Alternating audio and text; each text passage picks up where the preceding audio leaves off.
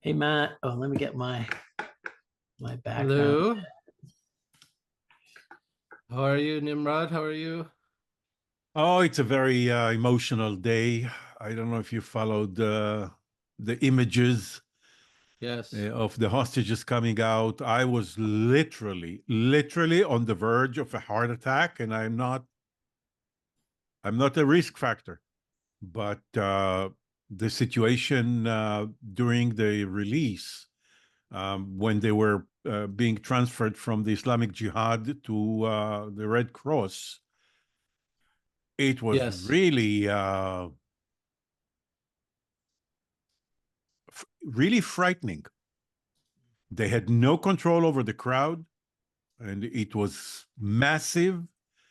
And this little girl or young woman, pushed and shoved and surrounded by armed jihadists, and the crowd screaming, and the Red Cross unable to drive through the crowd. And it was just after 482 days, that's the only thing that was missing for her. Anyway, thank God they're home. Amen. I was at the Israel rally in Washington last winter, and I got posters of two of the hostages, and Agam Berger is on one of those posters. So she's been on my desk on this hostage poster for most of the last year. And then we have Nimrod Cohen. You know of him? No. He was 19 years old, an Israeli soldier. There are two Nimrods in the world. That's incredible. I think that's a popular name, right? Isn't that a biblical No, name? it's not. No, No. right? Not only is it not popular, but my story is even more unique. And I think I am, if not the first, among the first two. And I was born before the state was established, during the so-called rebellion against the British mandate. And my father was in the underground. So my mother and father, both for my older sister and me, they were looking for names that have rebellion connotation. So for my older sister, they found in the Bible something very rare, Loya. Loya was a decoration in the temple that signifies rebellion. I never heard about it until I studied the name of my sister. And for me, Nimrod is a verb in Hebrew, which basically say, let's rebel. Mm. And if that's not enough, it was my father's underground nom de guerre. So, all around, it's a loaded story. Loaded is So, right. We got revolutionaries. Have you aspired to live up to your name? I was not that rebellious as a youngster. But if you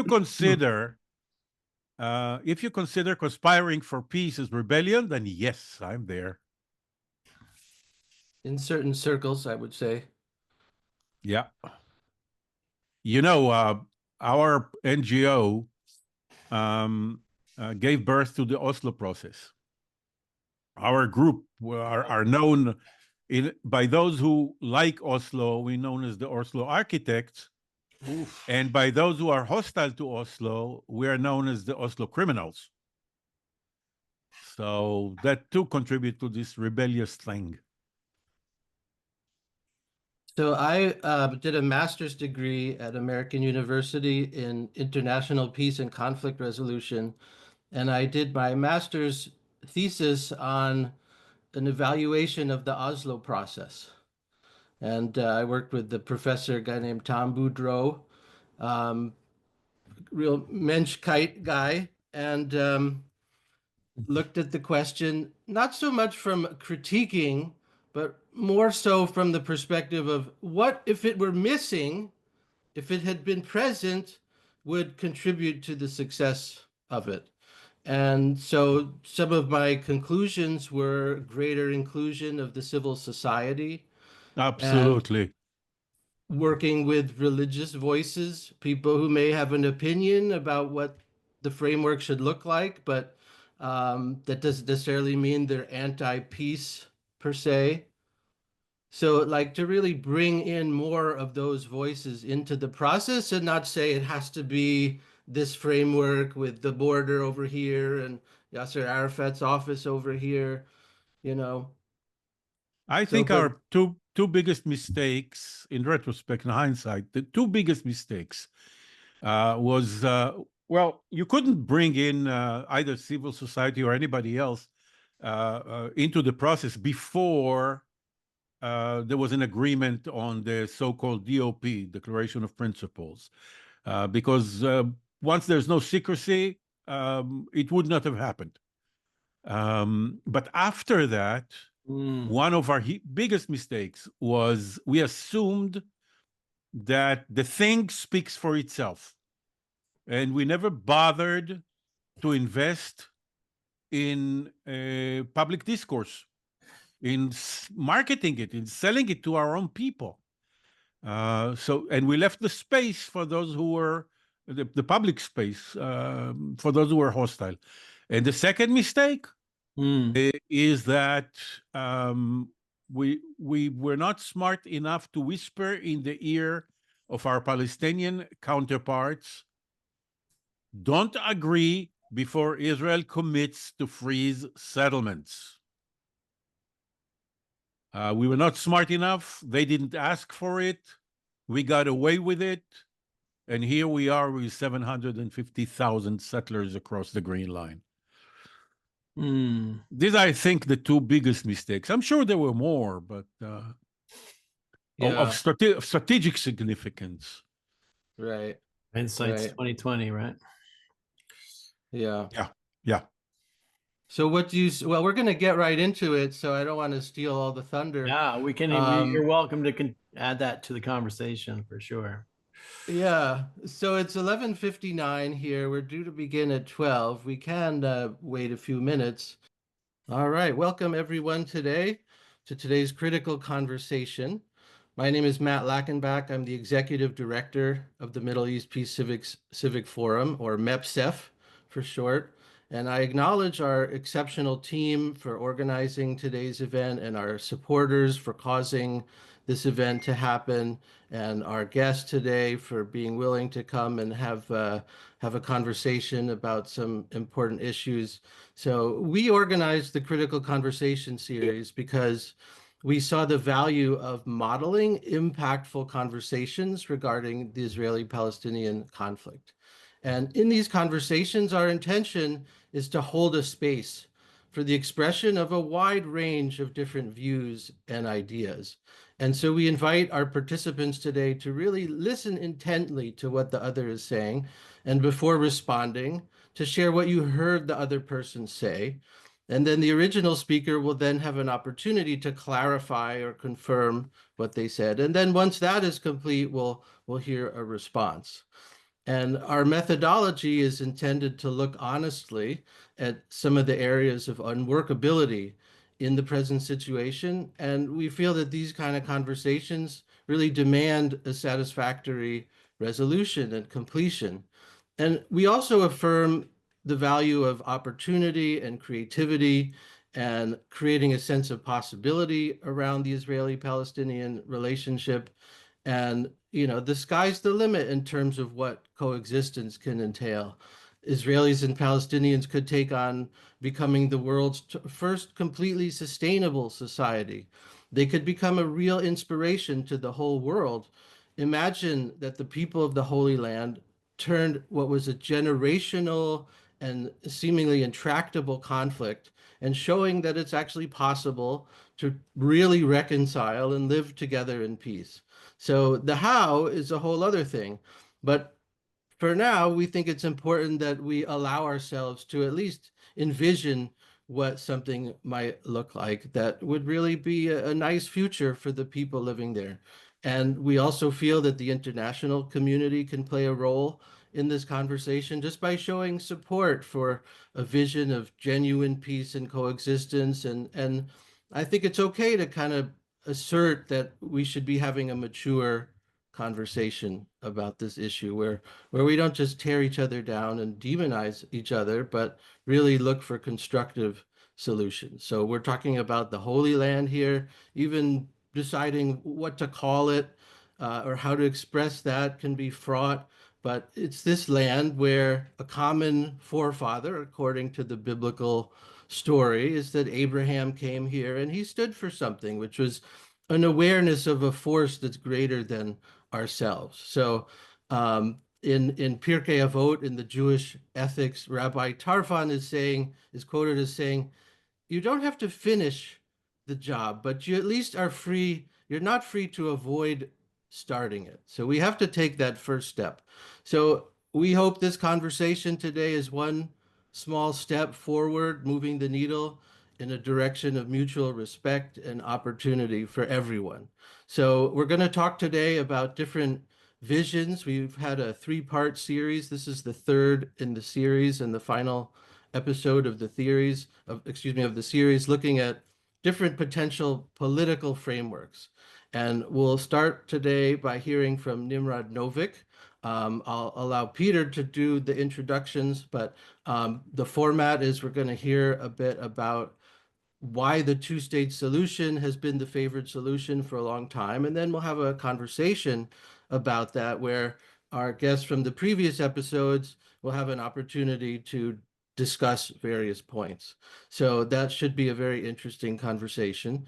And Warda is with us. Perfect. Oh, hello. Hi, Warda. Welcome. Okay, just thank you. I got the Zoom. Are you going to pin? Can you pin Warda?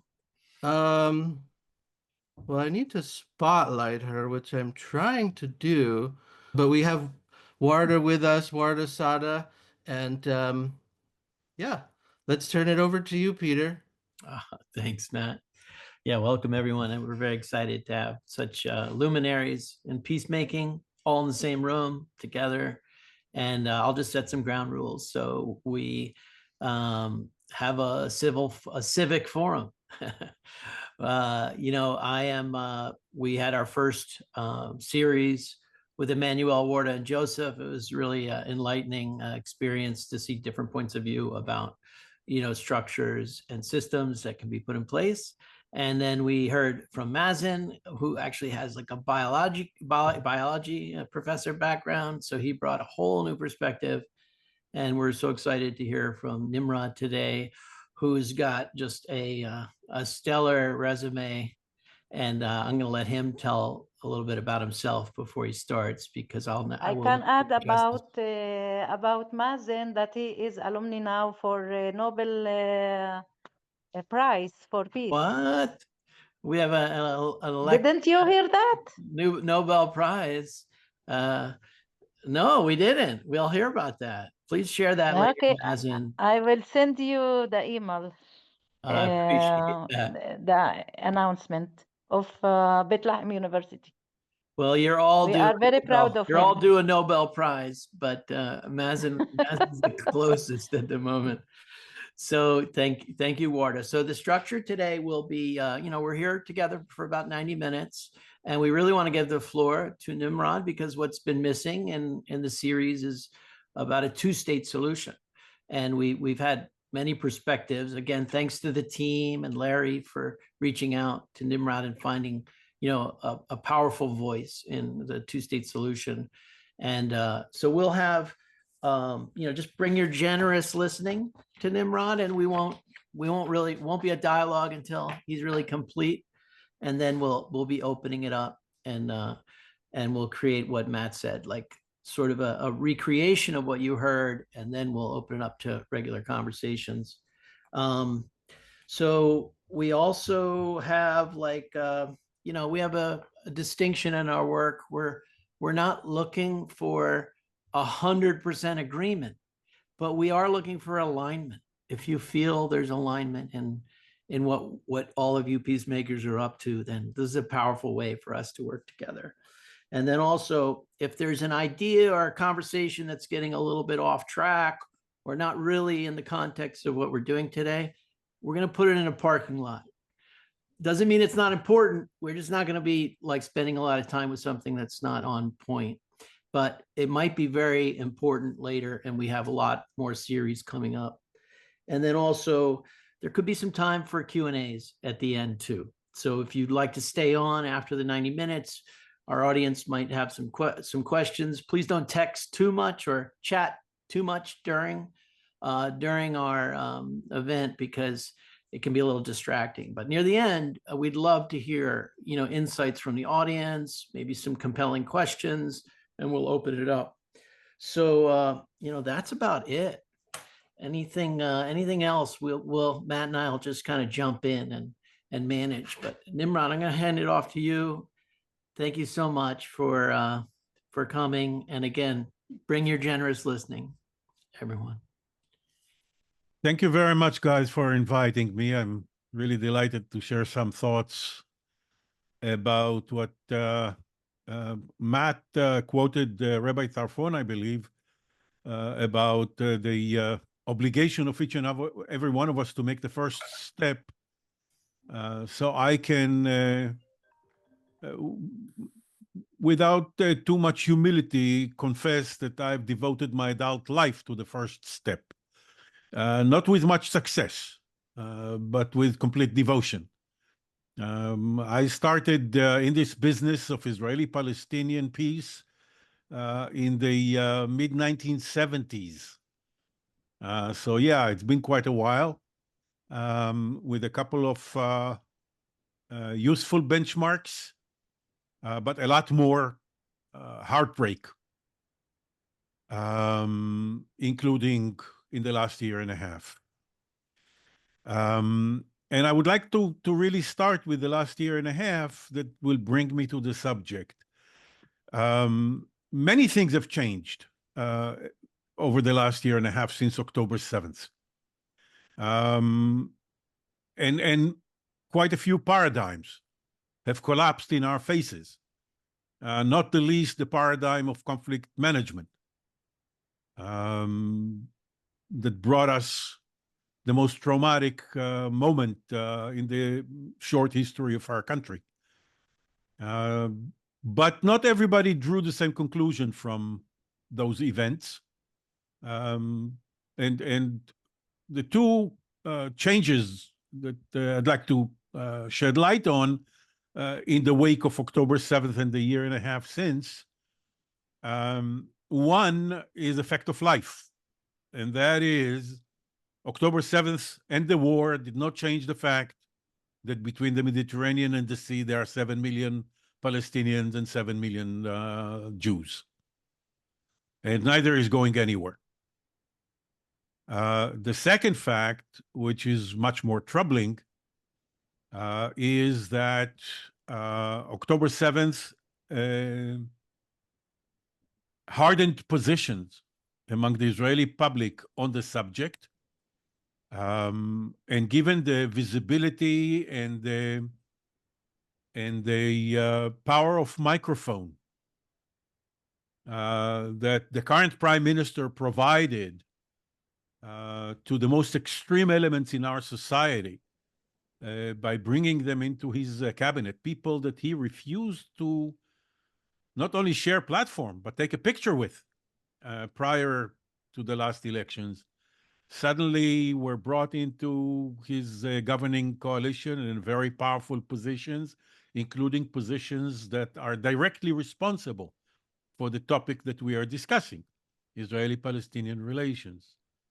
And those powerful positions provided them with a powerful microphone, and that has affected the public attitudes. And if it was difficult to envision Israeli public overwhelming support for a solution on October 6th, it is even more difficult to envision it today. Nonetheless, and here is where I come to my bottom line. Nonetheless, in my judgment, and I might as well be a victim of my own predisposition, but I'm convinced that the two-state solution is inevitable.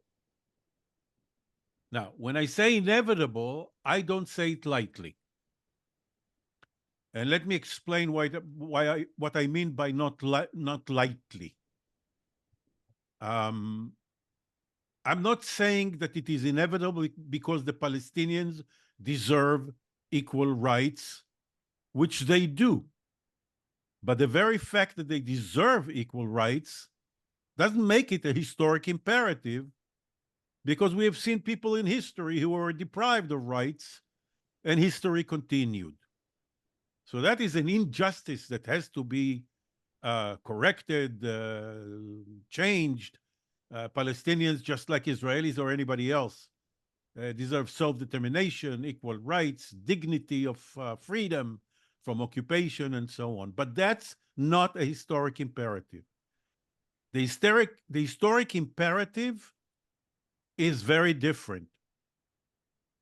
It stems from my conclusion that these two peoples are not going to live happily ever after under one roof. Now, why do I say that it is imperative that they will separate? Because for the two peoples to live happily under one roof, one of two things has to happen. Either we Israelis grant Palestinians equal rights and therefore forfeit our identity as a Jewish state. For me, there is no such thing as Jewish without the other half of the equation, which is democratic, with equal rights for all. And with 7 million Palestinians and 7 million Jews in this space, bringing them together means that this is no longer the Jewish state and the only Jewish state on earth. And I submit to you that I don't see Israelis ever doing that, volunteering to give up our identity. Alternatively, for the two peoples to stay under one roof, is that Palestinians will forever agree to live deprived of equal rights. And I submit to you that this is not likely. And if we are not going to grant them equal rights, and if they are not going to accept living without equal rights, then separation is inevitable.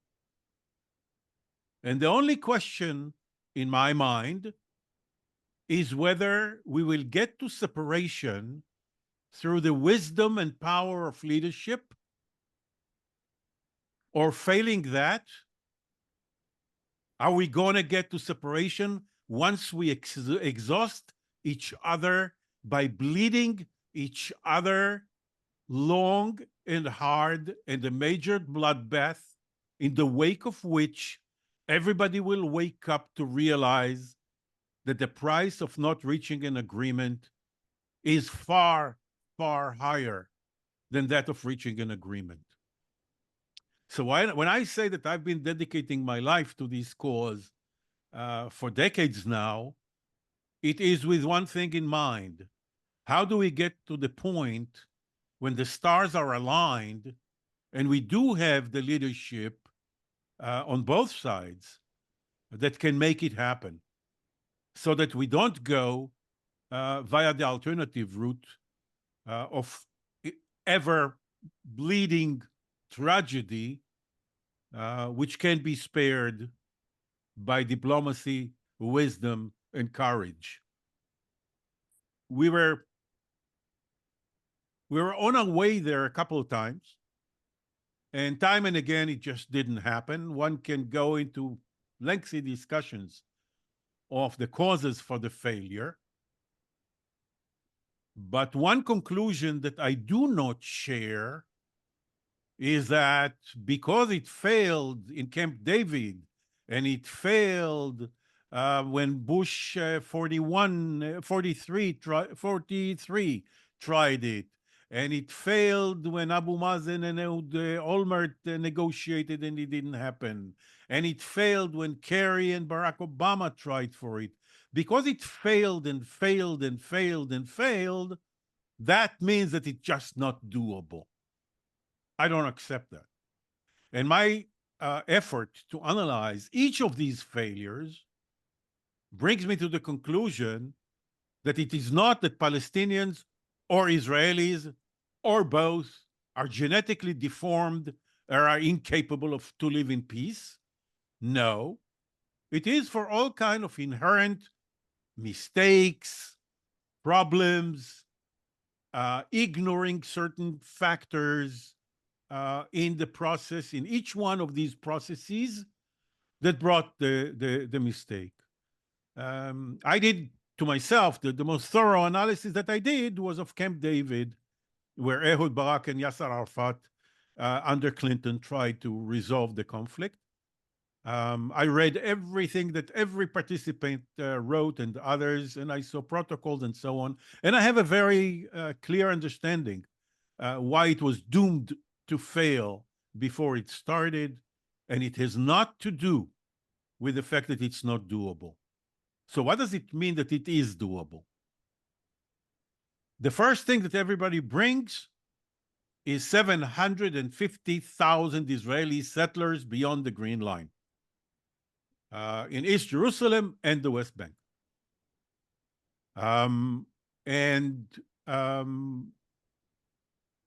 While the statistics are correct, the policy implications are not what they seem. And let me explain why. In every round of negotiations of the last at least 30 years, the two sides have agreed to the concept of territorial swap.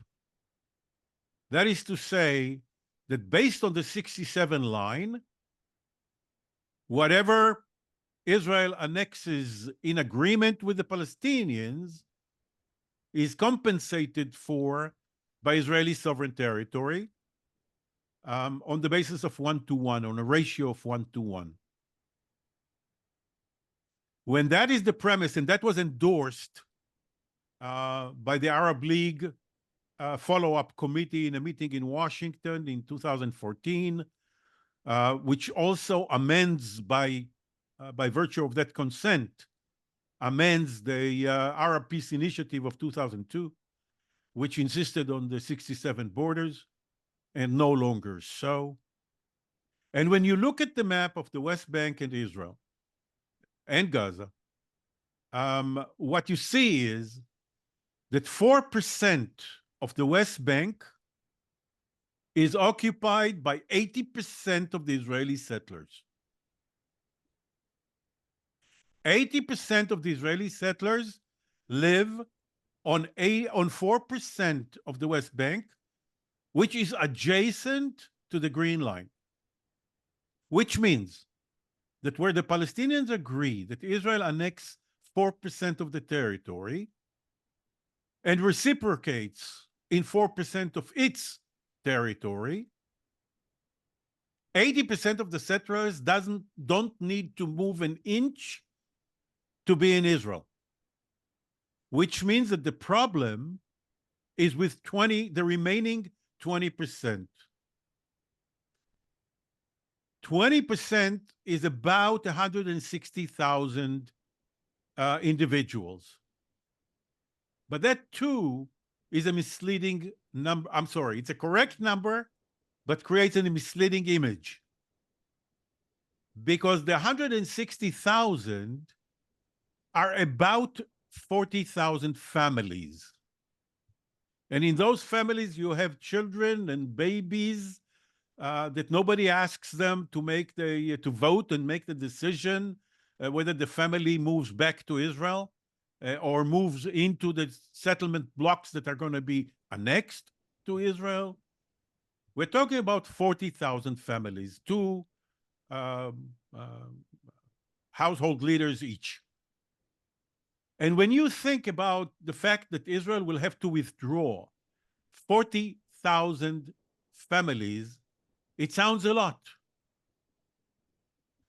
But if we assume that the agreement implementation, once signed, agreement implementation will stretch over a decade, during which everything that has to prepare Palestinians for statehood and Israelis to withdraw, the military, the armed forces, the military bases, what have you, for reconstruction and transforming refugee camps into towns and cities and whatever refugees will wish to come to Palestine from third countries and so on.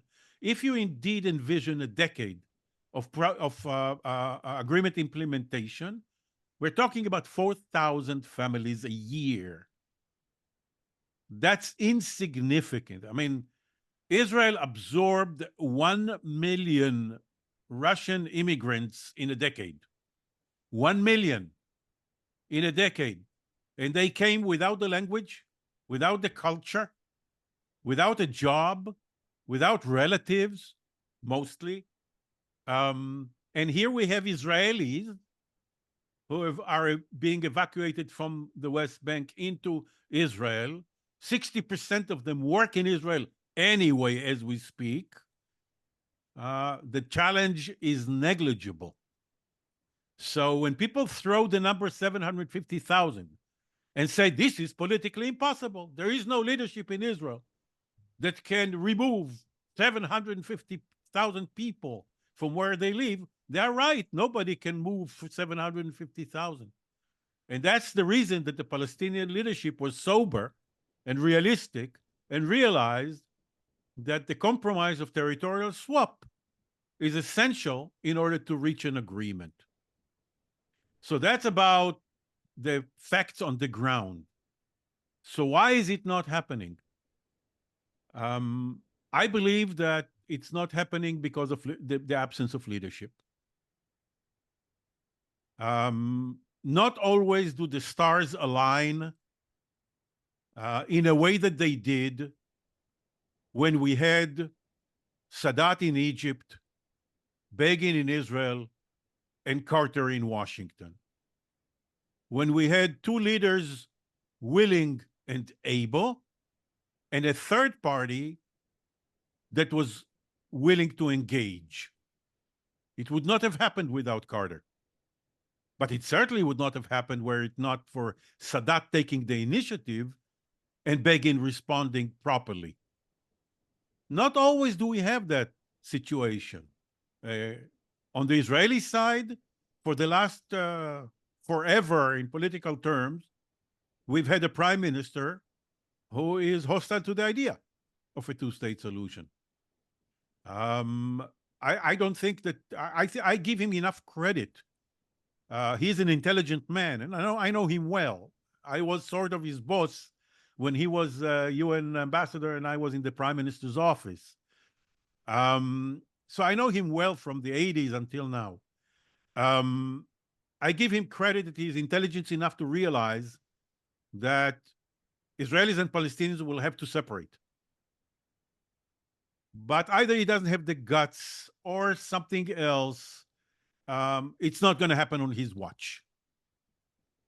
I'm looking at the alternative leadership in the country, and some of them I think are potent. But as you all know, you really can't predict how potent a leader is before he gets into office. I remember how we all ridiculed Sadat when he was vice president. He was in the region, he was called the Jash. It was really ridiculed. And then he became a towering figure when he was no longer number two, but rather number one. And he wouldn't have become number one if he was towering as number two. He would have been dismissed by the boss the moment he looked like a challenger. So on the Israeli side, the current leadership is not there. The public is not there. On the Palestinian side, Abu Mazin, who is a dear friend, I mean, behind my back, it's too small. You cannot see him at dinner in my home. and I was in his more than once. He's not the man that he was a decade ago or even 5 years ago. I don't think he's up to the challenge at the age of 89 and with his health as it is. It's too much of a challenge. But I look at the younger leadership on the Palestinian side, and once they get the opportunity to express themselves in free elections, I think we're going to see a wave of brilliant, capable, highly motivated young people coming into the fore. So where is the hope short term? I see a change in Israel coming. Like all political processes or social processes, one can see the trend but not predict the moment where what will be the trigger and how exactly it will unfold. But I see a change. And I see a different government coming in, getting rid of all the lunatics that are now running policy, the most extreme messianic Jewish supremacists, awful bunch from the margins of Israeli society that Netanyahu brought them together. And I see them being replaced by far more moderate and reasonable and serious people. But it's not going to be a bunch of peaceniks who are going to run to Ramallah to hug Abu Mazen and sign a peace treaty. It's not going to happen over time. But what will happen, in my judgment, is that they will start reversing the course. From this continuous slide towards an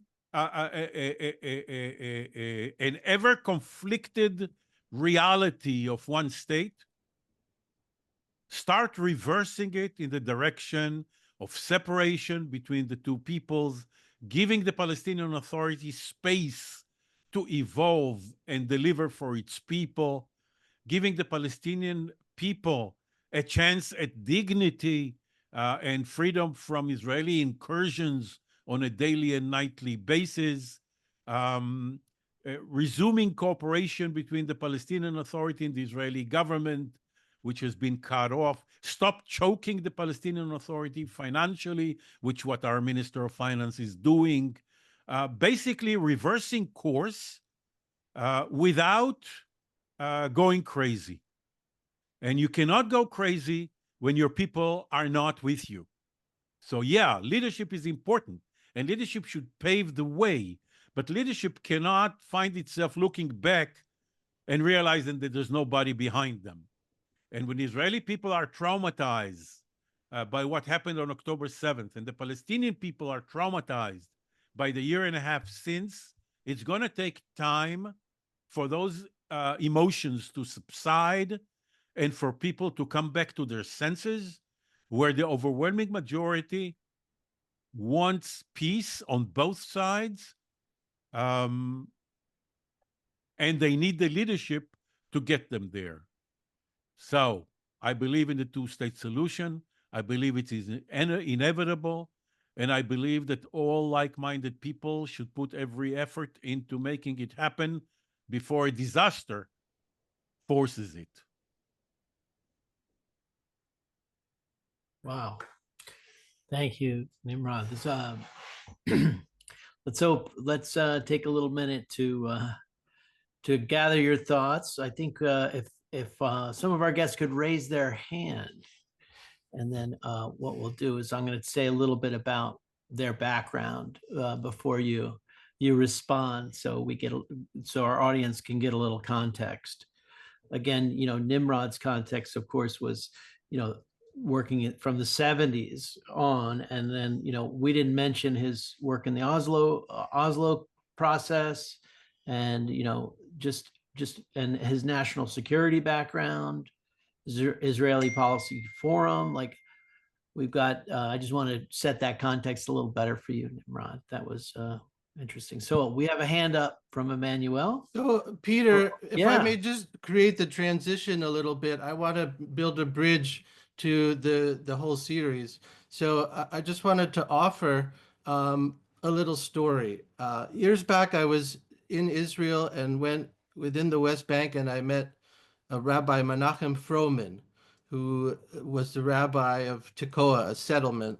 And he said the Jewish soul is intertwined with the soil of this land. And like that was just his view and his understanding and belief. And he also said, and we love Palestinians and we want to live in peace with them. And he had relationships with all kinds of Palestinians from the extreme ends of the political spectrum. And it seems to me that there's a certain subset of the population that feels a really strong affinity for the whole of the land. And one of the concerns with the two-state solution is that that affinity is not expressed in that framework sufficiently. So if there's some way to give people a sense that, hey, like this whole of the land is what I'm historically intertwined with and a part of, maybe that would help move the needle a little bit. So some of the solutions or ideas that have been put forth, for example, the idea of a confederation is, okay, you have two states, but you have something extra that that can help create something worthwhile. And then, of course, you have other ideas. You've got the federation notion. You've got the idea of one state and all the myriad ways that could look. So I just want to create that context for our guests who are here today in this conversation. And Peter, you mentioned that you would have people raise their hand and then offer a bit of a bio, and then we'll hear from our guests. But great. Thanks, Matt. Go ahead, Nimrod. Just tell me if I'm out of line. You made 2 points that I'd like to reflect on. Shall I, Matt? Yeah, this is perfect. Yeah, sure. Matt's and our I'll first step back. So Matt's first because it does complete the story. It does complete the story that I was trying to share. One is, you said that there's a segment of the Israeli public that feels affinity to the entirety of the land. And I would say not just a segment. I would say that the overwhelming majority of Israelis feel affinity to this land. Look, we can want it all, just as there are many Palestinians, maybe the majority, want it all. And we can continue fighting because we all want it all. And that has been the story until now. I have no problem visiting the Jewish holy sites in Palestine with a visa or any other arrangements that will be agreed upon between the two sovereign states. I assume that one day we will get to the point where you can cross like in Europe, where you have a tired police officer whisking you without even looking at your passport between Israel and Palestine. But you cannot start there. With the history of over 100 years of conflict, you gotta allow a generation, maybe two, I don't know, to get acclimated to the reality of a two states. We are here, they are there. Now, the two are not going to be insulated. That's against nature. Environment, water, not just resources, work, what have you. These two states are going to have a web of connections between them. But I think that they will start with a firm border because Israelis are afraid on the personal level, and you got to take it seriously. You see, Israel is schizophrenic. On the one hand, we are awesome. We're by far the strongest country within 1,500 miles in every direction from my home. And yet, when it comes to personal security, Israelis are afraid. We've had one wave after another of terrorism, and they are afraid of the next wave of terrorism. When people say October 7th, they mean Gaza. And today you will hear fear of October 7th coming from the West Bank. And since our extremists are harassing Palestinians to no end with backwind from the extremists in government, Palestinians respond in kind. And we are having the two extreme elements feeding on each other. We are going to need a cooling off period where each population will feel that it is insulated from the other for a while at least. So that's one element. The second one, and here we go to confederation. If the two states at one point will decide to federate or confederate, that's great. But I am looking at, look, I'm in this business. I started out by saying that Palestinians deserve the same right that I, my children, and my grandchildren do. But I'm in this business not in order to serve Palestinian rights. I'm in this business to serve Israeli future, the future of my children and great-children. And coming from the Israeli perspective, the idea of either a one state, which I started out by saying is going to be bleeding, forever bleeding, or Israelis want to know that their security is assured by the agreement that is being signed. And to suggest that each party has a freedom of movement into the other unchecked because this is a confederation. I believe Israelis will not go for it. So I can't see why add a monumental layer of difficulty in getting public endorsement for a very difficult deal as it is so attractive to some.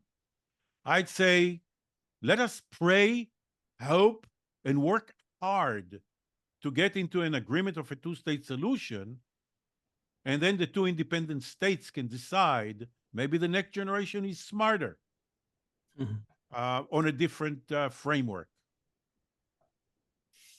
Thank you, Matt.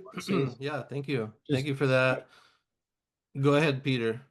Oh, yeah, great. So actually, this is a good opportunity. Emmanuel has his hand up, and Emmanuel is actually, prominent Israeli peace activist, and in fact, he's co-chairman of the Federation movement. So let's hear from Emmanuel, and that'll get things moving. It's great to have Nimrod on the panel because he really he's a formidable foe when it comes to the two-state solution. He knows all about it. He's played it all. First of all, I wanted to say what I agree with. I agree with the fact that the settlers are not an obstacle in the end to a two-state solution. They raise difficulties, and if we remember the removal from Gaza of 11,000 or 10,000 settlers cost us 11 billion shekels, and I don't think it's finished yet. That was in 2005. So, if you can extrapolate that, it's a huge undertaking. But I think a nation state can do that, but it cannot reach the decision to do that. That I think is clear, and I just don't see the trend that Nimrod said. I see the trend. If there's a trend, it's a trend in the other direction, because no matter what government's going to come up, it's not going to be a left-wing government. It's going to be a right-wing government, which is not going to go for giving up territory, and delaying any effort of changing the direction will keep the settlements growing and increasing, which will make it more and more difficult. That's to separate. Okay, now, regarding the two-state solution itself, and you quite rightly said, we want a firm border. Okay, the way Israelis relate to the two-state solution, they said, you over there, we over here, the tall wall in the middle. Okay, that is a total disaster for the Palestinians, for the Palestinian economy. No matter which way you drape this, and no matter what you do, okay, it ruins the Palestinian economy, and that immediately has a price in terms of security, because they're going to be doing other things than working in the economy. And it's a disaster waiting to happen. Okay, so I don't think Israel has any incentive whatsoever to go towards a two-state solution, and that is actually Israel's policy, to try to prevent a two-state solution under all circumstances. And actually, what we're doing is working on a one-state solution, or we're creating a one-state solution as we speak. And it's becoming more one state as we go along. So that's my take on the two-state solution. I don't see the trend. I don't see the political feasibility. The only way that can happen, the only way, and I make that thing, is if the Trump administration says, guys, cut the crap. Make it two states, make it believe it's two states, and then we'll do something which will look like two states, but it's not going to be two states. It's going to be something else, which somebody will be able to sell to somebody as if it is two states, but it's not going to be two states. It's going to be apartheid and all that crap. But that's the only way we're going to get to two states. So I am a firm believer in separation, but what kind of separation? Okay, separation into regional cantons and into equal rights and into a federal system. I'm not going to speak about the federation now because we're talking about the two-state solution. I encourage our audience who want to get deeper into the federation solutions, to watch our previous episodes, because it's well articulated by each of our guests. And maybe Emmanuel, I just want to add one more thing, that the disentanglement from Gaza, the withdrawal from Gaza, brought us to the legal revolution that we're dealing with now. That's what was the long-term outcome of our withdrawal from Gaza. So the trauma that was caused then to it's my take. Okay. No, I'm trying to understand what you're saying. No, I'm saying that the trauma that was caused to the religious Zionism caused them to react and want to take over and make amends. Okay, that's my take on the situation. So, causing such a huge trauma to the nation and withdrawing from the West Bank is going to be much, much, much worse in terms of national trauma. Although possible, okay, I don't argue with that.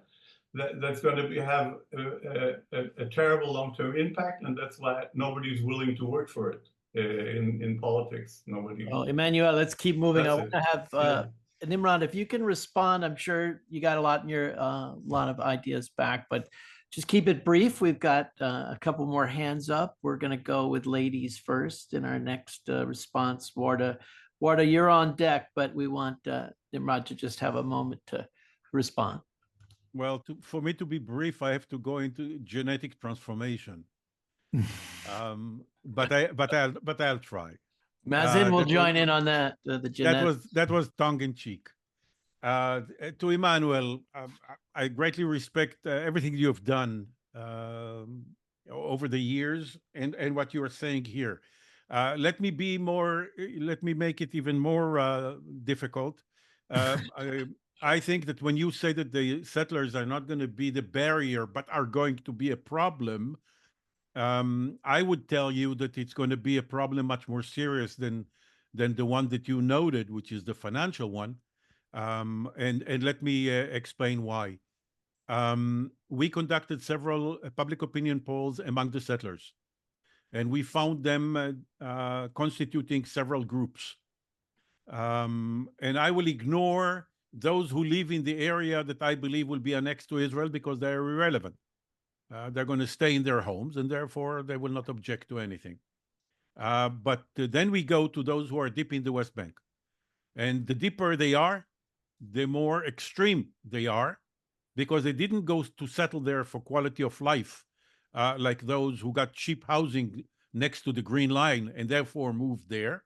But rather they went there on an ideological basis, determined to prevent the emergence of a Palestinian state. That's why they are there. They are divided into two groups, subgroups, if you will. They are all religious Zionists. Is the umbrella identification, self-identification. But the religious Zionists are divided into two.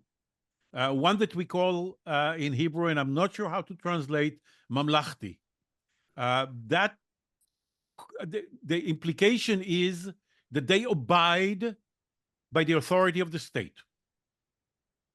And then there is the non-mamlachti, and they abide only by the authority of the rabbi.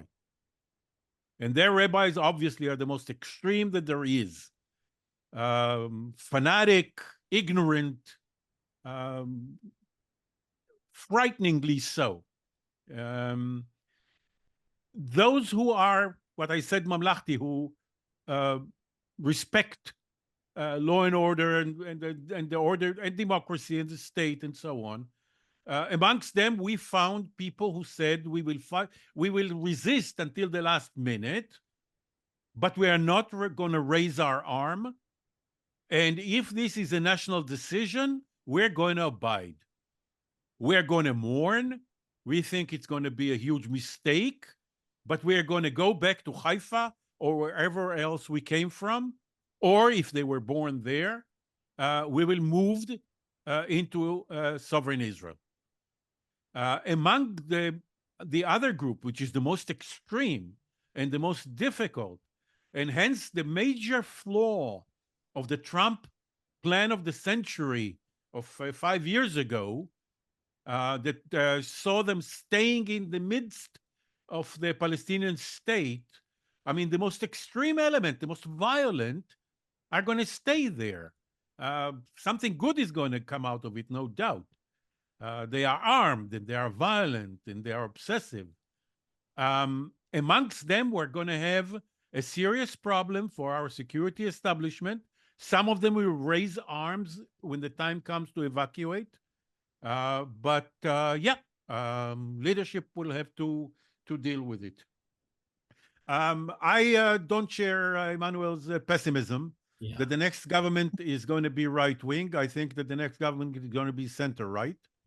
And maybe even left will be included, with the Democrats showing so well in the polls over the last months, 2-digit, and they will need them for majority.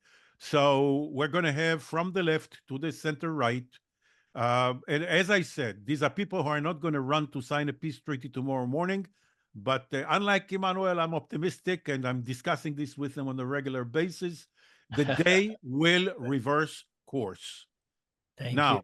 They will not yield territory on day one, but in order to reverse course, you don't have to yield territory on day one. I'm going to raise my hand. And lastly, that will be okay, to your good. Audience.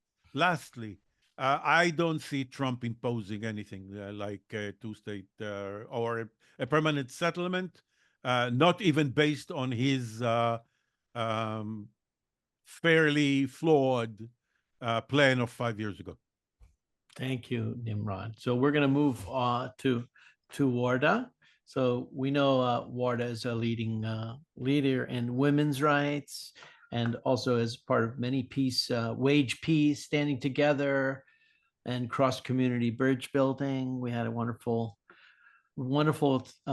participation in our first series. So Warda, why don't you chime in?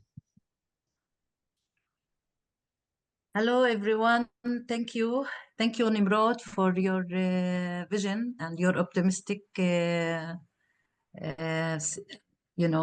also. I'm with you. I hope you hear me good because I see all freeze. Yeah, I think you're good. And yeah, we hear you fine. A little delay. Yeah, good. That's all. Yeah, I think I have a problem with the internet. I try to use many sources to improve it, but this is the best thing that I can get. So thank you, Nimrod, and I share your optimism. Also, I think there is how to say that, a move. Let us see 30 until 40% of the people in Israel want a change and want a critical change. I hope this critical change will also change all the politics around the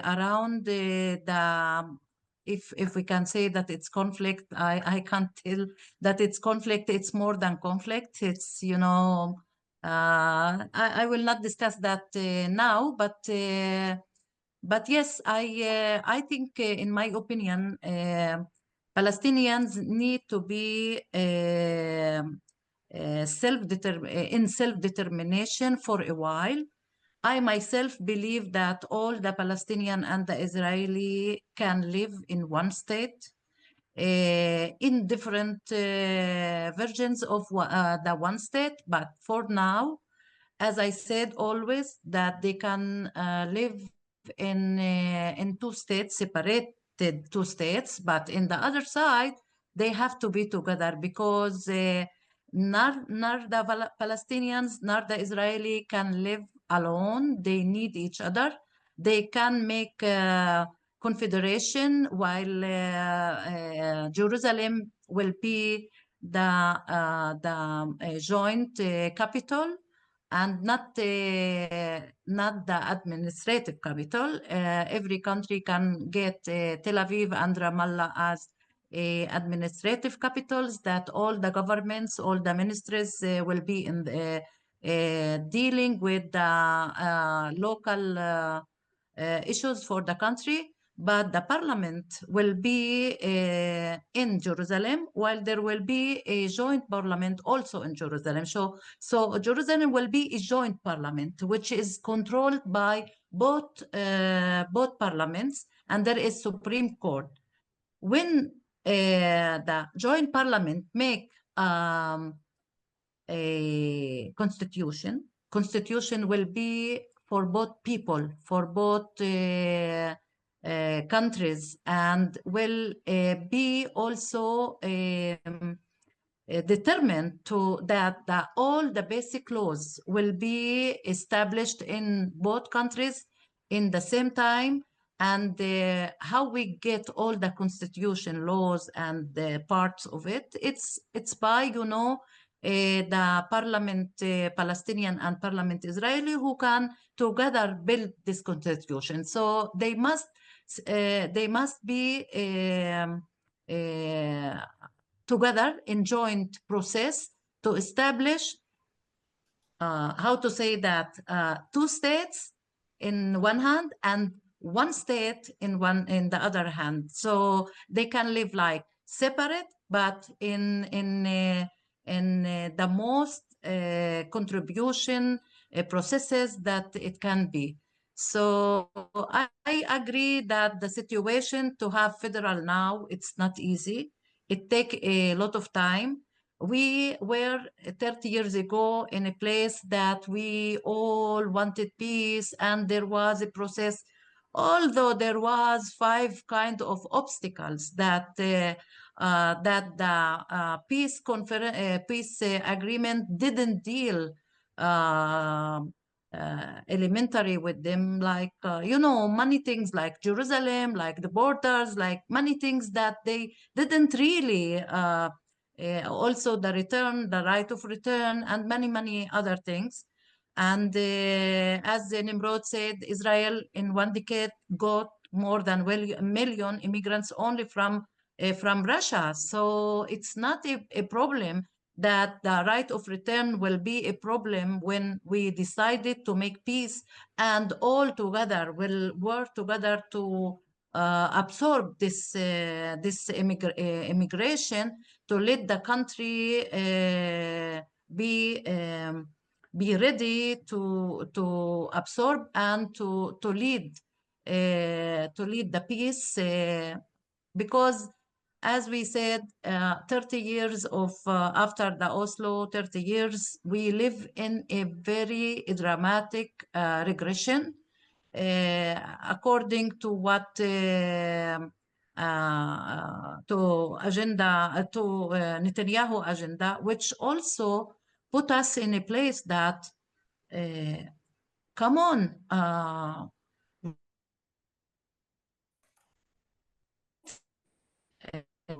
The internet eight is wars playing games. during this time. Breaking up. We missed your last sentence. Which one? Go ahead, Warda. Go ahead. Just the We last one. didn't Why don't hear you it, so wrap- we can tell just you. Wrap up, Warda, because just Joseph, you're on deck. Mazin after that, and then just wrap up, Warda, and then we'll give Nimrod another opportunity to respond briefly. And thank you. I thought that it is it's not a question, it's only to start speaking. And okay, so this is what I think that we need to do, mixing between the one state and the two state, and maybe on 150 half century we'll get the one state together as Joseph wants, or as Manuel wants. But for now, I think we need to make separate countries, but with joint parliament. Thank you. Thank you. Hybrid, Warda. hybrid. Your concept is hybrid, right? Hybrid. Yeah. Yeah, I believe so. They call I it think she's like frozen. hybrid. A little bit of this, a little bit of that. That's hybrid. But so go. I think you got that, Nimrod. Thanks for listening intently. I appreciate your listening. I'd like to hear from Nimrod respond to Warda, and then we can go to Mazin and Joseph. Is that Yeah, okay? Okay. Joseph is next, and then I Mazin. will be brief on this one. Even though brief is, I will be brief is famous last word, you know. I just want to say one thing, because, you know, we're basically in agreement. I think we cannot start hybrid. I think hybrid will come later. Warda thinks it will come early. It's fine. There's no argument there. We'll see what circumstances allow. But there was one thing I want to share, which we did not discuss, but Warda mentioned, and that's Israeli public opinion. Where did the Israeli public on the issue? And I want to suggest to you to pay close attention to the non-commercial, to the academic public opinion polls in Israel, be it the Reichman Institute, or Reichman University has a Tamrur project, or Accord from the Hebrew University, or the Israel Democracy Institute. And all three of them find the same thing, and I'll start with the best news. I was astonished that after October 7th, those that I call the lunatics, the most extreme elements in society, gained absolutely nothing. I really thought that a segment of the Israeli public after the October 7th will slide in the direction of Smotrich and Ben Gvir and their likes. They were about 10 to 11% of the electorate on October 6th, and they are exactly in the same place today. So I think it's good news. I mean, it's too much. 10 to 11% of Jewish supremacists and racists and annexationists is bad in and of itself. But at least it didn't grow at all, despite the trauma. The second thing I want to say is we always present. I'm participating in writing many of these questionnaires for the opinion polls. In all of them, we present four options: annexation, status quo, two-state solution, or separation prior to an agreement. Throughout the years until October 6, 7, there was a considerable majority of 60-65% in support of the two what I call pragmatic solutions, which is separation and two-state solution. Status quo was always about 10 to 11%, which is surprising because you think that people are comfortable with the status quo. Turns out they're not. And annexation was always hovering above and beyond 20%. Today, the situation has changed, but not in favor of annexation, not at all. There's more support for the status quo, which I interpret people are confused, people are frightened, and therefore they say, don't make big changes right now. No annexation. 80% are opposed to annexation. And it is shifting between around 50-54% jointly for two states and separation. Now, in every country, in every time, there is a segment of the population that goes with the government wherever the government goes, which means that if tomorrow we have a government that wants to go to the two-state solution, that slice of the pie is going to increase substantially. So I don't think that the public is going to be the barrier. I think the problem is, as Emmanuel said, is political, which means the lack of leadership. Nice, thank you. Exactly. Nimrod. I agree with you 1,000,000%.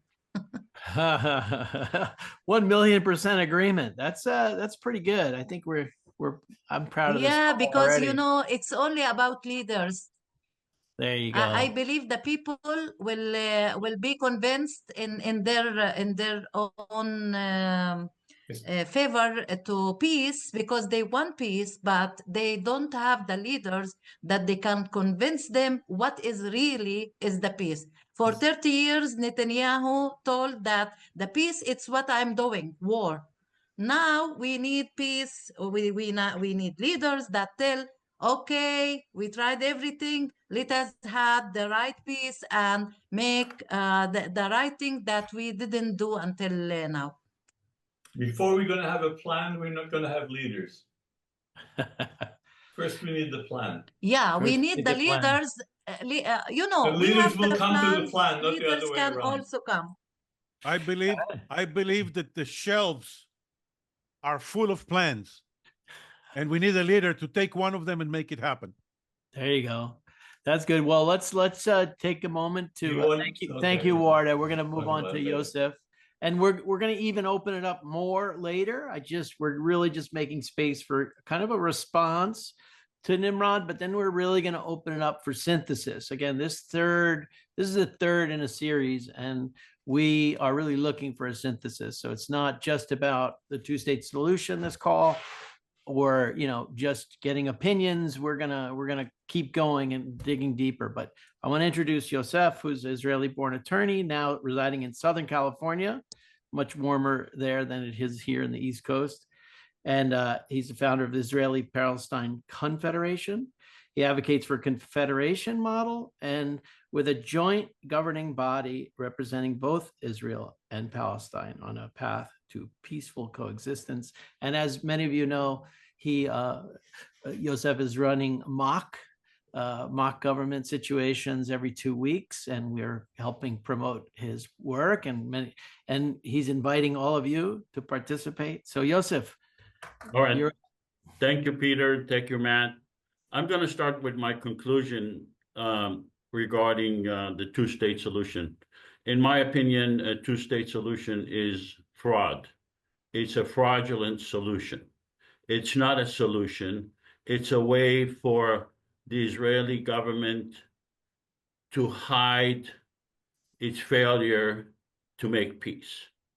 It's a way to hide the occupation and to hide the apartheid and to give some sort of hope to the people of Palestine and Israel that there is a solution. The Palestinians and the Israelis don't buy that anymore. The people of the world do not buy that anymore. It's not a realistic solution. It's designed to hide the occupation, the apartheid. The problem we have is a Jewish state that thinks that it is capable of making the Jews safe. And one of the ways that it thinks that it can make the Jews safe is by pretending that they can create a two-state solution. The Jewish state of Israel has to answer to its total and complete failure to give the Jewish people and the Palestinian people peace ever since the creation of the state of Israel. The two-state solution has been suggested, has been voted upon by the United Nations in 1947. We are now in 2025. We never had a two-state solution. The two-state solution is being perpetrated by the government of Israel, which is, like I said, a failed government. But it's in conjunction with the American government that is a hypocritical government. It's a government that does not, the American government believes in a constitution, believes in a separation between church and state, believes in equality, believes in a constitution, believes in a equality, due process, and separation between government and church. But when it comes to Israel-Palestine, it believes in the opposite. It supports the idea of integrating religion with government. It supports the idea of segregation based on religion, which is an anathema to the American people and to the American Constitution. It does not support a federal government in Israel-Palestine, even though it is being practiced day in and day out by the American government itself. It believes in loading the area with weapons. I'm not sure what's the American vision, but it has no vision for peace. The Israeli government has no vision for peace. It has no ability to give peace. The Israeli government, not only Netanyahu, it didn't start with Netanyahu. It started with the creation of the state of Israel from the beginning, from Ben-Gurion, who said that they will have a constitution by October of 1947. Never had a constitution. The idea that the Jewish state needs to maintain its identity doesn't make sense. We don't really know what a Jewish state means. And the only identity that the Jewish state of Israel has is permanent war with the Palestinians. And the idea that, well, we need to go on with this two-state because that's inevitable is, I don't want to be personal here, but it makes no sense. It's not about peace. You have to look at yourself first, at what your government has done first, and then realize the failure of your government and admit that in an honest way, and then say, what is the vision of my government? Does my government have a vision for peace? And the answer is no. The Jewish state of Israel never had a vision for peace. And so I am also upset at myself that I am engaged in this conversation, because I think that, like I said, it's a fraudulent idea of two-state, and it's not going to happen. And to speak about it as if it is inevitable is a waste of our our ability to think. We have to, you can't really say we failed for 74 years, but we have this solution that is inevitable. You have to admit your failure, and you have to say our failures are problematic, to say the least. So that's my take on the two-state solution. Thank you. Thank you, Yosef. I'm so glad we're having the conversation that we wanted. That wasn't sweet, and we're getting right to the controversy. And Nimrod, you have the floor, and I think this is getting very interesting. I pass And on then- this one. You pass. Okay. Thank you. So and that's I'm not a used. decline is a response too. I'm That's not. fine. I'm not used to being accused of dishonesty, so I pass. Got that. All right. Well, we have Mazin is next. So Mazin, again, a little bit about Mazin. So Mazin is a PhD and is a distinguished sustainability and human rights activist, deeply committed to environmental protection and social justice in Palestine. A professor at Bethlehem University, focused on promoting sustainable development, human rights, and is the author of numerous works on this topic. We also found out he's initiated a natural history museum.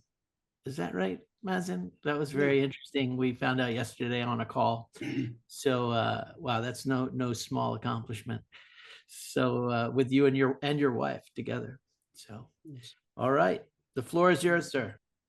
Thank you, Peter. Thank you, Nimrod. Thanks, everybody, for your comments and ideas. And it's useful to have those kinds of conversations.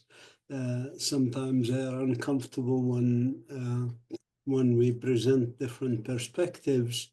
But I do want to stick, I wrote a book about the one-state solution. Well, actually, the no-state solution. I'm not in favor of nation states, but that's another issue. I'm not going to address my ideas. I do want to address the issue of the two-state aspect. And I'll tell you a story, well, two stories. One is the origin of the idea of dividing the country between the Zionist movement and the local people was actually initiated by Ben-Gurion in the 1920s.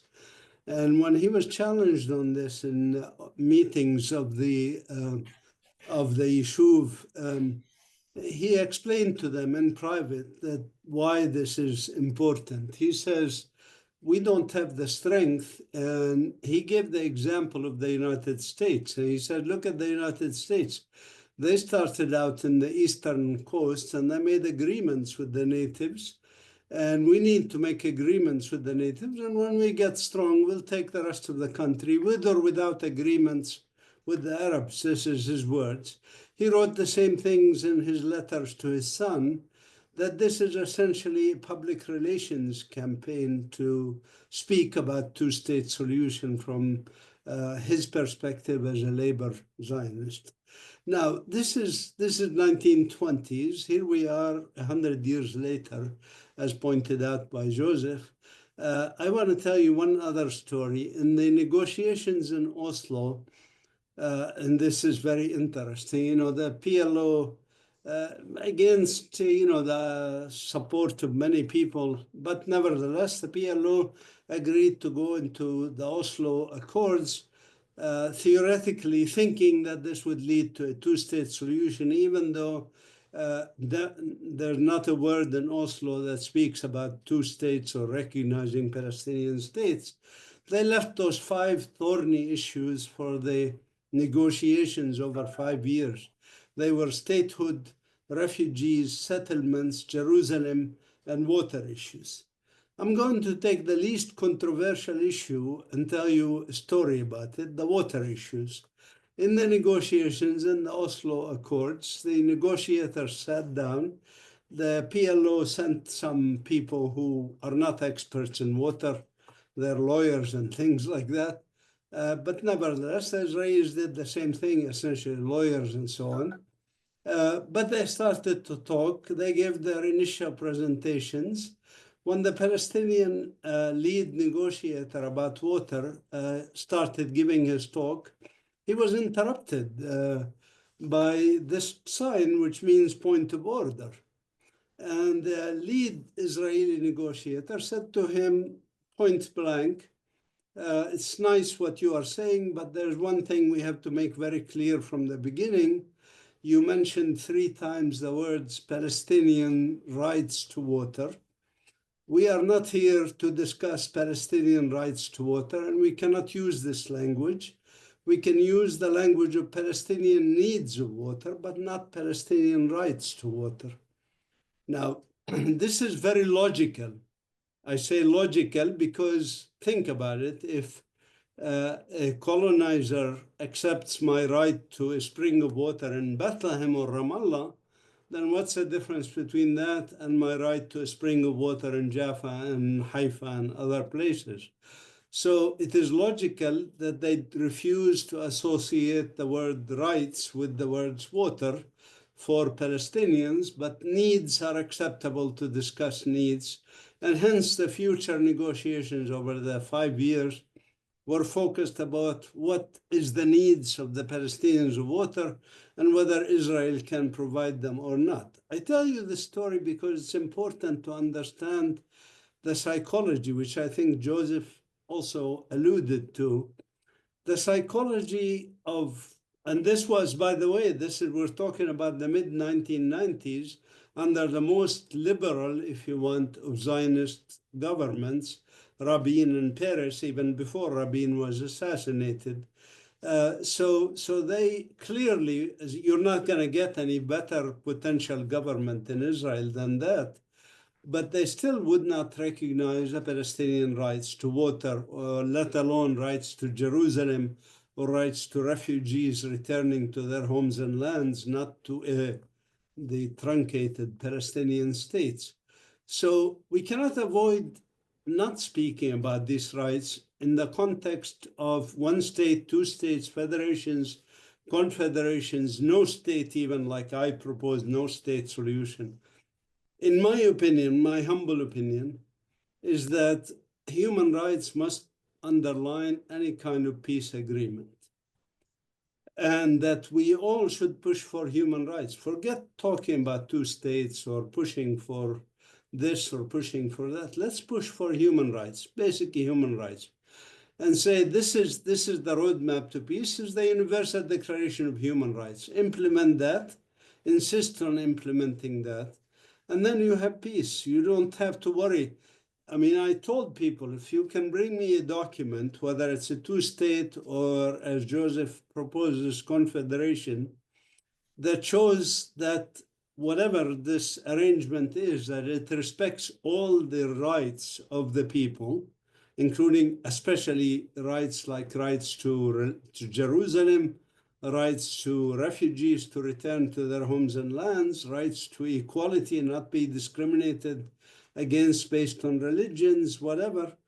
I don't want certainly an Islamic state no more than I want a Jewish state or a Christian state or a Baha'i state or any state that's based on religion. If you give me any document, whether it's 2-state, if you give me 2-state solution and tell me here is how 2 states will respect human rights, here's how it will give Palestinians of Haifa, for example, the right to go back to Haifa, the rights of Palestinians in Gaza, most of them are refugees, to go back to the areas that they were excluded from, and then have a 2-state solution, I will sign off on it immediately without any hesitation, because it respects rights, and without respecting rights, you cannot have long-term peace. And there's evidence from sociologists and demographers that it's not a problem, for example, to return Palestinian refugees. As you pointed out, Nimrod, Israel accommodated 1 million Russian migrants. So certainly they could accommodate, let's say, 1 million Palestinian refugees, even though I don't expect the numbers to be that high. But anyways, let's work on human rights. Let's not keep talking about arrangements ahead of human rights. And if we keep talking about arrangements ahead of human rights, then I really agree with Joseph that this might be a way that the world has been trying to avoid a solution, not arrive at the solution. Sorry if I'm too long in this. No, I think that's perfect. Actually, we're going to let Nimrod kind of respond one more time, and then we're going to hand it off to Matt. Matt will try to synthesize the day, and then we are going to open it up to Q&A if people want to stay. It should be, we invite you also to be part of the Q&A as our guests or as our speakers. But so Nimrod, the floor is yours one more time, and then we're getting close to wrapping up. If I need to relate, I think you gave me ample opportunity to express myself, so I think I presented my views.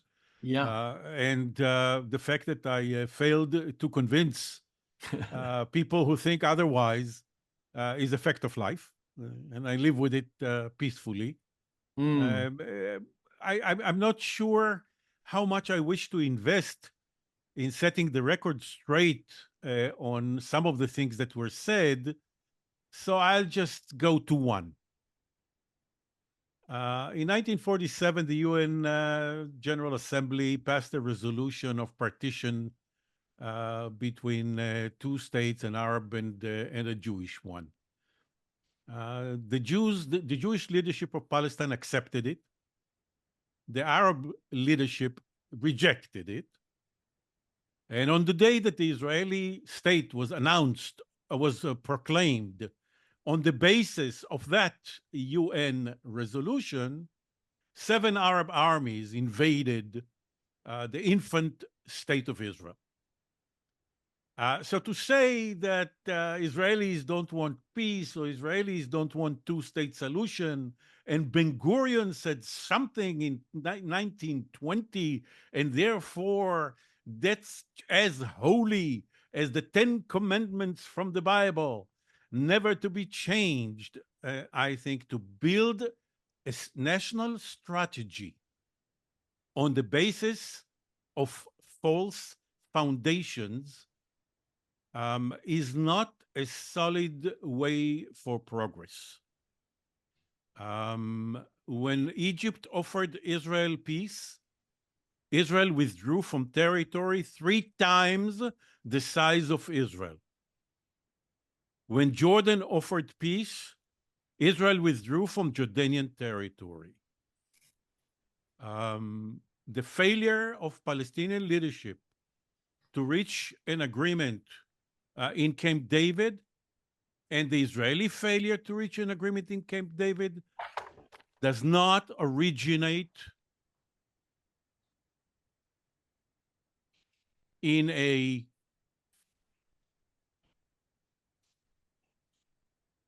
I don't know which word to use, because I don't want to use the word that Joseph used, because that's not becoming.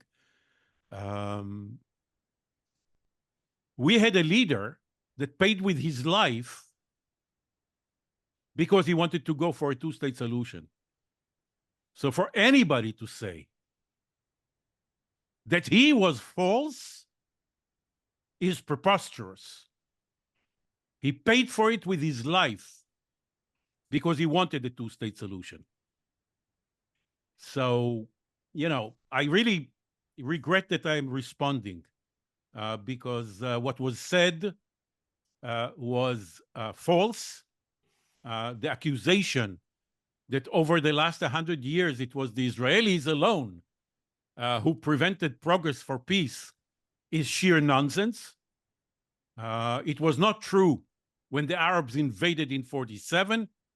It was not true when the Arabs convened in Khartoum in 1967 and declared the 3 no recognition, no peace, no negotiations.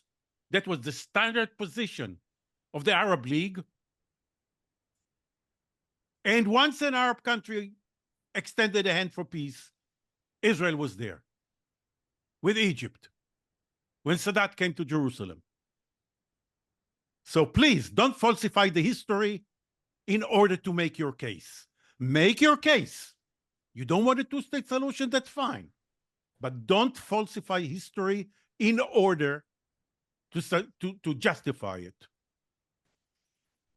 So, now, I said in our preliminary conversation that the best way to have a useless conversation is to look back and start blaming.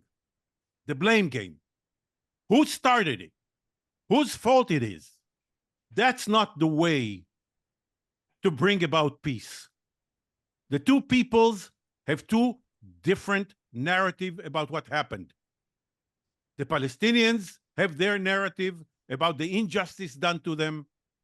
The Israelis have their narrative, and I just presented half of it.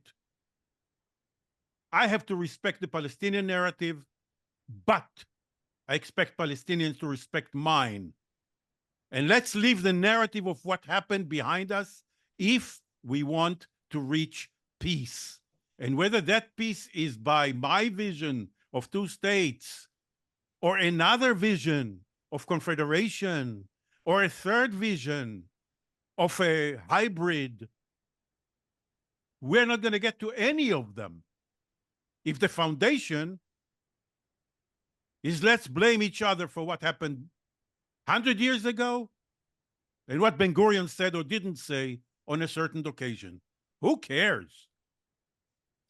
May I respond? Well, Mazin has had his hand up. Without me, please. I enjoyed the opportunity. I really appreciate the opportunity to present my case, but I don't want to start haggling over whose fault it is or how misleading I am and dishonest. I'm not used to being accused of dishonest. I never left a webinar before the host said goodbye. But if you're going to allow this to continue, then I'm going to leave now. Well, you're blocking me from responding? Is that because if you're responding to the same spirit as your initial presentation, then the answer is yes. All right. Look, if you want to have an honest conversation, have an honest conversation. Don't threaten that you are going to leave. He already left. All right, but I would like to respond because I didn't say that the focus of the conversation was on Israel-Palestine. And with all due respect, bringing Egypt and Jordan into the conversation is not the focus of the conversation. The focus of the conversation was the two-state. So I stand by my statement that Israel does not want peace with the Palestinians. And I wish that Nimrod stayed and listened to what I am saying, because what I am saying is based on facts. There is not a single minister in Israel for peace. They have minister for every little thing under the sun, but not for peace. There is no army for peace. There is no chief of staff for peace. There is no budget for peace. There is nothing in the conversation on a daily basis. There are no questions asked to the Prime Minister of what is his vision for peace. There is no discussion about peace. In fact, when Nimrod made his comments, he spoke about two-state. He didn't speak about peace. He didn't explain what is his vision for peace. He didn't explain how would Palestinians and Israelis live in peace in a two-state. So I wish he had stayed and would have, and the reason I said that two-state is a fraudulent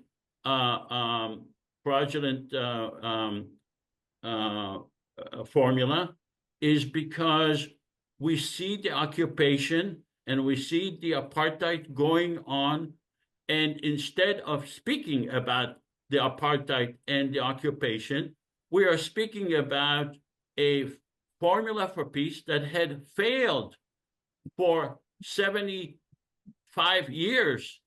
And that is purposely done in order to avoid the real issues.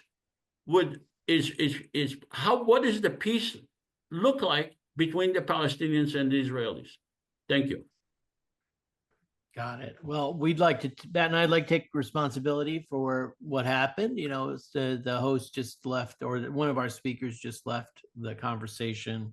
You know, we do want to create a safe space, a space where we don't have to feel threatened, or, you know, where everybody's heard. So we have invited Nimrod back, but we'll see if he comes. And I think, you know, I heard valid points from everybody. And where is Warda? We lost Warda as well. Warda had to go. Okay. Mazin's hand is raised. Why don't we hear from Mazin, and then we can wrap it up, and then if there's time remaining, we can have a Q&A. Okay. We've lost a few. Yeah, I think we have a few people online, Glenn and Larry and Artie. So for Q&A, but yeah. All right. Mazin, you're up. That's okay. All right, Mazin. Yeah, thank you. I mean, yesterday when we did the preparation, we said we want to talk about two states. So I addressed only the two states. And I said in my talk, I'm not going to talk about my vision, which I haven't addressed now, because that's what we agreed that we would talk about. What's a problem with two states? Does it work? Does it not work? That's what we agreed to. Nimrod doesn't like to hear, issues of human rights. And in his talk, he didn't mention one word about refugee rights or about Jerusalem. Or when he said 4% of the land is settlements, he ignored that excludes Jerusalem. East Jerusalem has actually 250,000 settlers. So actually the number of settlers in the West Bank is not 700 or 750,000 settlers. The number of settlers in the West Bank, including East Jerusalem, is nearly 1 million, which is more settlers per square kilometer than inside the Green Line. So that in itself alone removes the idea of two states, unless the idea of two states that he proposes, and we haven't heard details of his proposal other than, as Joseph said, two state, as we hear from all the Western leaders, except Israeli leaders no longer talk about two states, by the way, Joseph. Netanyahu and all his parties that in his coalition, they no longer even need to use that stupid rhetoric. But if you want to use a rhetoric, you want to defend it. You want to be able to present facts and figures about it, like what are you going to do with 1 million settlers in the West Bank? How are you going to deal with that? What are you going to do with water? What are you going to do with Palestinian refugees? If you're not able to address those and you run away from that discussion of basic rights, then you really are, the diagnosis of Joseph is correct. That is simply a PR tool to delay the inevitable human rights-based solutions, which can be accommodated, in my humble opinion, in a federation or in other arrangements.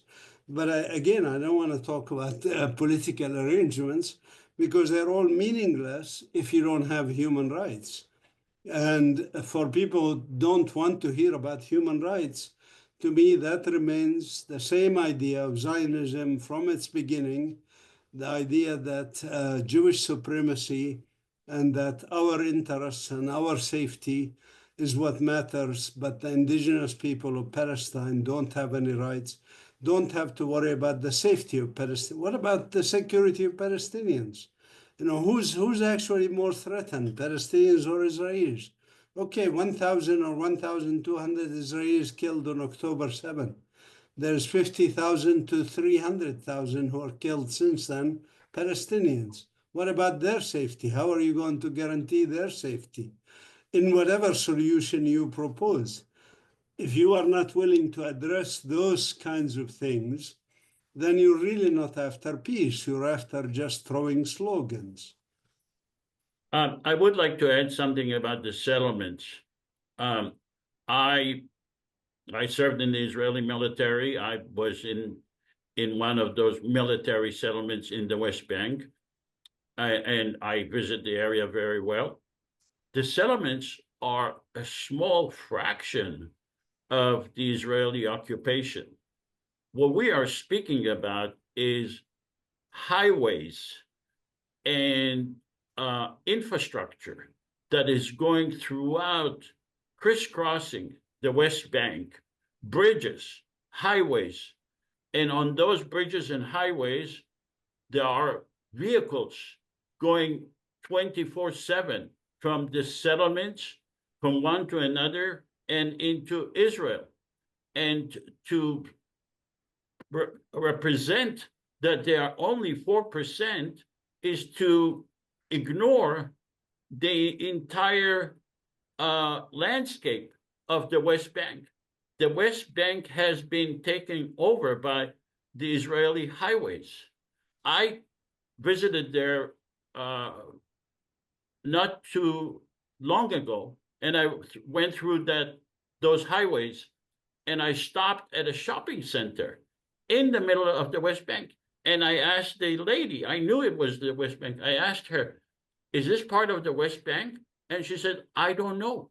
The reason she doesn't know is because it is so occupied and there are so many cars and so many vehicles that she had no idea that she is in the West Bank.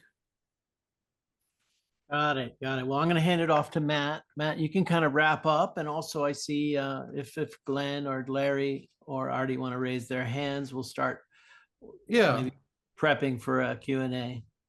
All right, very good. So just a few thoughts as we complete here. I'm sorry that Nimrod left. But look, these are, like we said at the beginning, these are sensitive conversations and we get to take one step at a time. Yeah, we're all adults too. I don't have a crystal ball. I don't know what the eventual reality on the ground, the political framework will eventually look like. Nobody really knows for sure. And sometimes we have strong opinions or points of view or perspectives about what the right pathway is forward. But I think we all need to be mindful and responsible of how we talk to each other and to give each other the space to, let things trigger us and then to respond thoughtfully and in that way, hopefully get to some level of mutual understanding and progress. So I think what we can all agree on is that the most important thing is that we find some way, whatever that is, to work out our differences and to treat each other with respect and human dignity, and that we have a framework where we all uphold our mutual responsibilities to each other, not just get to enjoy our rights, but uphold our responsibilities. And that means mustering some degree of humility and giving up some of the arrogance and some of the ideology that says my way or the highway or, I'm right and you're wrong. So we have to bring some humility. We can be honest and state our case and work through things. But like we said, we didn't think we would finish the work today, but I think we did take some meaningful steps in opening the floor for some really interesting perspectives. And I thank all of our guests today for being here. Emmanuel, Warda, Mazin, Yosef, and of course, Nimrod, and all of our guests watching today and also watching the recording. I thank you for coming. So these kind of conversations are made possible by the generosity of our contributors and our supporters and our team. So we thank everybody who's contributed to making these discussions possible. And we request that you think of us in your giving as you think about like how we can continue to have these conversations and keep bringing workability where there hasn't been any. So 2 steps forward, 1 step back. If we could do that, then we'll be in decent shape. So our next series, which Artie is helping organize, is a series where we're bringing together religious leaders, a rabbi and an imam and a Christian bishop, and we'll have a really thoughtful discussion on the role of religion in this whole conversation. So again, thank you to our guests today. And with that, I declare our discussion complete.